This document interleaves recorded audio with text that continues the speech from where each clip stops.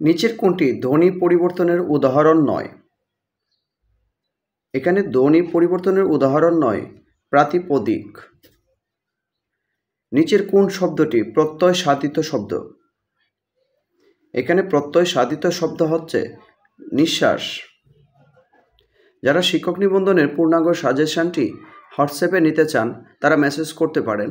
মোট 5000টি প্রশ্ন এবং পাশাপাশি ভিডিওগুলো যদি দেখতে পারেন তো অন্তত 5 মার্ক নিশ্চিত করা কনফার্ম ইনশাল্লাহ।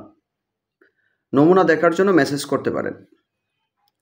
বাংলা ভাষায় শব্দ সাধন হয় না নিম্নোক্ত কোন উপায়ে? লিঙ্গ পরিবর্তন দ্বারা শব্দ সাধন হয় না। গ্রিক শব্দ কোনটি? 4টি শব্দের মধ্যে গ্রিক শব্দ হচ্ছে এখানে দাম। বাংলা ভাষায় কয়টি খাঁটি উপসর্গ আছে? বাংলা ভাষায় খাঁটি উপসর্গ আছে 21টি। But from the humble beginning emerged the stream of life এর সঠিক বঙ্গানুবাদ কোনটি? এর সঠিক বঙ্গানুবাদ হচ্ছে কিন্তু সামান্য উৎস থেকে জীবন নদীর উৎপত্তি হয়। জ্যোতি বা ছেদচিহ্ন বাক্যের ব্যবহৃত হয় কোথায়? জ্যোতি বা ছেদচিহ্ন বাক্যে ব্যবহৃত হয় বাক্যের অর্থ স্পষ্টভাবে বোঝানোর জন্য। বাংলা ভাষায় মৌলিক স্বর ধ্বনির সংখ্যা কত? বাংলা ভাষায় মৌলিক স্বর ধ্বনির সংখ্যা হচ্ছে 60টি। রাজা রামমোহন রচিত বাংলা ব্যাকরণের নাম কি? রাজা রামমোহন রচিত বাংলা ব্যাকরণের নাম গৌড়ীয় ব্যাকরণ। মেচু শব্দের প্রকৃতি ও প্রত্যয় কি? মেচু শব্দের প্রকৃতি ও প্রত্যয় হচ্ছে মাছ যোগ ওয়াও।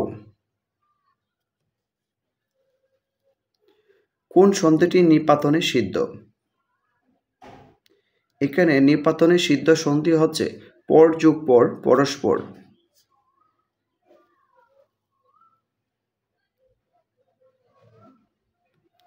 বাংলা মৌলিক নাটকের যাত্রা শুরু হয় কোন নাট্যকারের হাতে? রামনারায়ণ তর্করত্ন।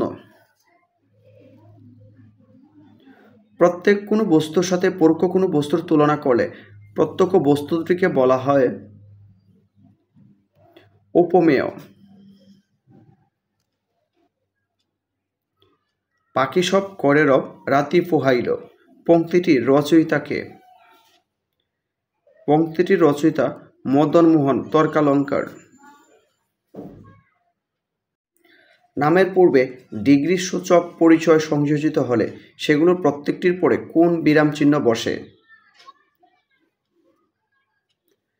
প্রত্যেকটির পরে কমা বসে। জীবনে জ্যাঠামি ও সাহিত্যে নেকামি সহ্য করতে পারতেন না কোন কবি?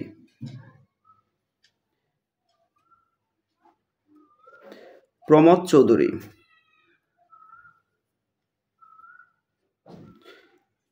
এই মাটি সোনার বাড়া এই উদ্ধৃতিতে সোনা কোন অর্থে ব্যবহার করা হয়েছে? বিশেষণের অতিশায়ন অর্থে।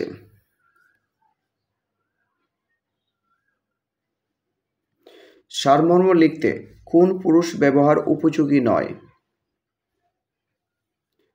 ক ও গ অর্থাৎ উত্তম পুরুষ মধ্যম পুরুষ। পত্রের কোন অংশে ব্যতিরেকে পত্র লেখার উদ্দেশ্য ব্যর্থ হয়? পত্রগর্ভ।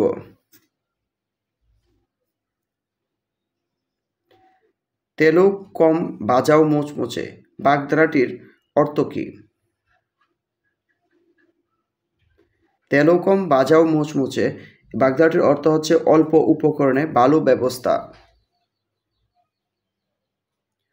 তুমি অদম তাই বলিয়া আমি উত্তম হইব না কেন নিচের কোনটিতে এর মূল ভাবটি নিহিত? অন্যায় অমানবিক অশুভ আচরণ কখনো মানুষের অনুকরণীয় হতে পারে না।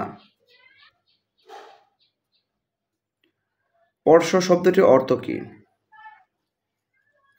পরশ শব্দটির অর্থ হচ্ছে পরশু।